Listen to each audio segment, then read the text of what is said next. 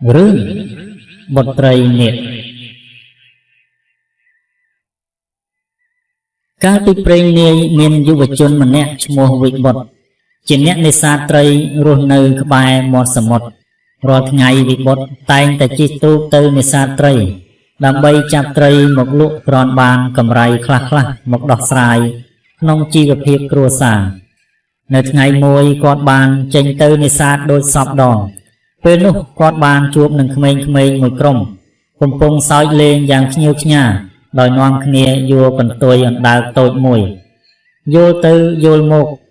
នឹងមានកាន់រំពាត់គោះវាយស្នូកអណ្ដើកធ្វើជាចង្វាក់ភ្លេងទៀតផងវិបុត្ររំជួលចិត្តអាណិតកូនអណ្ដើកនោះខ្លាំងណាស់ក៏សូមឲ្យពួកគេដោះលែងកូនអណ្ដើកនោះកុមារទាំងអស់សោកស្ដាយនៅភាពរីករាយនេះណាស់តែក៏ព្រមប្រគល់កូនអណ្ដើកឲ្យទៅវិបុត្រដែរពេលនោះវិបុត្រសម្លឹងមើលកូនអណ្ដើកដោយយកចិត្តទុកដាក់គាត់មានការភ្ញាក់ផ្អើលយ៉ាងខ្លាំងព្រោះនៅលើស្នូករបស់វាបញ្ចេញពណ៌ភ្លឺផ្លេកខុសប្លែកពីអណ្ដើកដទៃទៀតនៅទីបំផុតគាត់ដាក់វាចុះនៅក្បែរមាត់ទឹកពេលនោះកូនអណ្ដើកស្ទុះវាយ៉ាងលឿនសម្ដៅទៅរកទឹករលកវិបុត្រឃើញកូនអណ្ដើកងើបឡើងហើយងក់ក្បាលដាក់គេជាសញ្ញាអរគុណនៅថ្ងៃបន្ទាប់វិបុត្របានចេញទៅនេសាទត្រីទៀតគាត់និយាយតិចតែម្នាក់ឯងថាសូមឲ្យខ្ញុំមានសំណាងល្អក្នុងថ្ងៃនេះហើយគាត់ក៏រេមងទៅក្នុងទឹករំពេចនោះមានអណ្ដើកធំមួយបានងើបឡើងក្បែរកែមទូកអោនក្បាលគោរពអ្នកនេសាទហើយនិយាយថាសួស្តីអ្នកកំឡោះខ្ញុំមកដើម្បីអរគុណអ្នកដែលបានជួយសង្គ្រោះជីវិតកូនអណ្ដើកតូចកាលពីម្សិលមិញ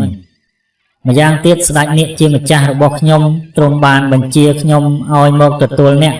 ទៅរាជវាំងពីព្រោះព្រះអង្គចង់អរគុណអ្នកដោយផ្ទាល់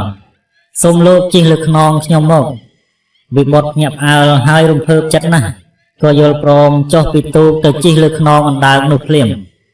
អណ្ដើកបានបង្វិលខ្លួនយឺតហើយហែលនាំវិបុត្រជ្រែកទឹកសមុទ្រមិនបង្អង់ក្នុងពេលធ្វើដំណើរវិបុត្របានឃើញត្រីគ្រប់ពណ៌និងរុក្ខជាតិសមុទ្រចម្លែកនៅជុំវិញខ្លួនបន្តិចក្រោយមកពួកគេក៏បានមកដល់ដីក្រោមសមុទ្រដែលមានភ្នំធំនិងជ្រលងរាក់ជ្រៅជាច្រើនកន្លែងនៅពីមុខជួរភ្នំគេឃើញរាជវាំងមួយមានកំពែងភ្លឺផ្លេកគឺជារាជវាំងរបស់ស្ដេចនាគប្រាសាទមានជញ្ជាំងលម្អទៅដោយផ្កាថ្មផ្សេងនិងដំបូលរចនាទៅដោយសម្បកខ្យងសម្បកខ្ចៅសមុទ្រល្អគ្រប់ប្រភេទដែលភ្លឺចែងចាំងនៅក្នុងទឹកគួរឲ្យចង់គយគន់នាយវិបុត្របានជួបវត្ថុចម្លែកដែលគេមិនធ្លាប់ឃើញទីបំផុតគេបានទៅដល់ដំណាក់រាជបល្ល័ង្ករបស់ស្ដេចនាគនៅទីនោះស្ដេចនាគបានគង់នៅចំពីមុខវិបុត្រក៏លុតជង្គង់អោនគោរពព្រះអង្គស្ដេចនាគមានព្រះបន្ទូលដោយសុភាពថាយើងឲ្យគេនាំអ្នកមកកាន់ទីនេះគឺយើងចង់អរគុណអ្នកដោយផ្ទាល់ពីការជួយជីវិតបុត្រីរបស់យើងបន្តិចក្រោយមកព្រះនាងក៏យាងមកដល់មានព្រះសុវណ្ណីថាខ្ញុំជាកូនអណ្ដើកតូចដែលអ្នកបានជួយជីវិតខ្ញុំពីពួកកុមារវិបុត្រឈរត្រឹងរកនិយាយស្ដីអ្វីមិនកើតនៅព្រះភ័ក្ត្រដ៏ផូរផង់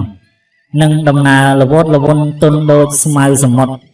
ដែលរេទៅរេមកតាមចលនាទឹកស្នាមញញឹមស្រស់ស្រទន់ដោយរលកសមុទ្រនាពេលស្ងប់ខ្យល់ព្រះនាងបានបញ្ជាក់ថាខ្ញុំមិនដែលចេញពីព្រះរាជវាំងនេះទេតែខ្ញុំចង់ឃើញប្រជាជនដែលរស់នៅលើផែនដីខ្ញុំក៏បានក្លែងខ្លួនជាកូនអណ្ដើកតូចមួយហើយហែលទៅមាត់សមុទ្រក្បែរភូមិរបស់អ្នកប៉ុន្តែនៅពេលខ្ញុំកំពុងវាកាត់ឆ្នេរខ្សាច់ក៏ត្រូវក្រុមកុមារទាំងនោះចាប់ធ្វើជាល្បែងលេងប្រសិនបើអ្នកមិនជួយខ្ញុំទេខ្ញុំប្រហែលជាបាត់បង់ជីវិតក្នុងពេលនោះបាត់ទៅហើយព្រះនាងបានបន្តទៀតថាខ្ញុំភ្លេចគិតអ្នកពិតជាឃ្លានណាស់ហើយព្រោះធ្វើដំណើរវែងឆ្ងាយណាស់ព្រះនាងក៏លើកដៃបក់ពេលនោះនៅលើតុក៏មានអាហារឈ្ងុយឆ្ងាញ់ត្រៀបត្រាបានផុសឡើងចានស្លាបព្រាសមសុទ្ធតែធ្វើអំពីមាសនិងប្រាក់ល្អម្ហូបមានឲ្យជារសឈ្ងុយឆ្ងាញ់ព្រះនាងក៏លើកដៃបក់ម្ដងទៀតរំពេចនោះសំឡេងដូរតន្ត្រីដ៏ពីរោះ រងំបានបន្លឺឡើងកំដរនៅពេលបរិភោគអាហារបន្ទាប់ពីស្រស់ស្រូបអាហាររួចព្រះនាងនាំវិបុត្រទៅទស្សនានៅវិមានដ៏ល្អអស្ចារ្យបន្តិចក្រោយមកអ្នកទាំងពីរបានមកដល់មាត់បង្អួចធំមួយឈរសម្លឹងមើលវាលស្រែដែលកសិករកំពុងស្ទូងស្រូវនៅរដូវកាលរីកប៉ុន្តែវិបុត្រសង្កេតឃើញថាសន្ទូងទាំងអស់នោះលូតលាស់ភ្លាមមួយរំពេចទេសភាពបដូរពណ៌ស្រស់ថ្លានៅរដូវកាលរីកទៅជាស្រអាប់យ៉ាងឆាប់រហ័សនារដូវភ្លៀងធ្លាក់វិបុត្រឆ្ងល់ខ្លាំងជាងគេគឺនៅពេលដែលឃើញដើមស្រូវអោនចុះដោយសារគួរក្របដ៏ធ្ងន់របស់វាបន្ទាប់ពីស្ទូងរួចភ្លាមក្នុងថេរវេលាយ៉ាងខ្លីរដូវកាលទាំង4បានកើតឡើងហើយបញ្ចប់ទៅវិញភ្លាមនៅចំពោះមុខពេលវេលាចេះតែកន្លងទៅវិបុត្ររស់នៅក្នុងព្រះរាជវាំងក្រោមសមុទ្រប្រកបដោយភាពស្រស់ថ្លាក្រៃលែងព្រះរាជបុត្រីបានទទួលវិបុត្រជាស្វាមីដោយភក្តីស្មោះស្ម័គ្រអ្នកបម្រើទាំងឡាយបានបំពេញគ្រប់បំណងប្រាថ្នារបស់វិបុត្របានសួរខ្លួនឯងថាតើជាការពិតឬក៏ជាសុបិន